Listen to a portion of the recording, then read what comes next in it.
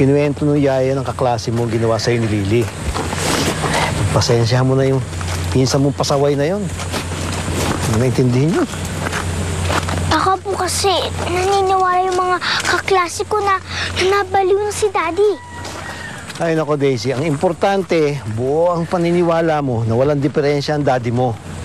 Huwag ka makikinig sa mga pinagsasabi ng iba. Alam mo, may pinagdadaanan lang konting problema daddy mo.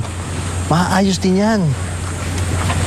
Sana nga po mga Ador, sana po maging okay na si Daddy. Okay yun, ikaw naman. Daisy, ang daddy mo kinukuha ang mga taga-mental. Ha? Ha? Hindi ako sasama sa inyo. Hindi ako baliw eh. Daddy! Anak? Nandiyan na anak ko. Anak. Saan yung dadalhin ng Daddy ko? Makawala niya ang Daddy ko! Daisy! Naku, anak! Naku, halika na. Hayaan mo na silang sumahan. Kailangan ko ng anak ko. Hindi ako sasama sa inyo, anak. Daddy! Eh, parang Daddy! Hindi ba yung nakikita? Kailangan ko ng anak ko. Ha? Daddy! Daddy!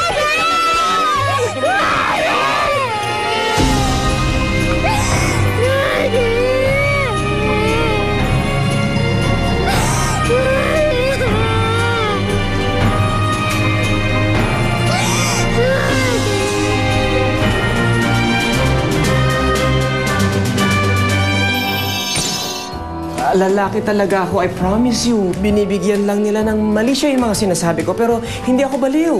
Ang ibig po sabihin, meron pa pong paraan para mabaligtad ang visa ng wish. Hindi ko basta-basta ibibigay sa iyo ang impormasyon na kailangan mo. Kailangan, pagwagian mo ito. Paano ko naman po gagawin yun? Kailangan mo lang sumagot ng 3 bugtong.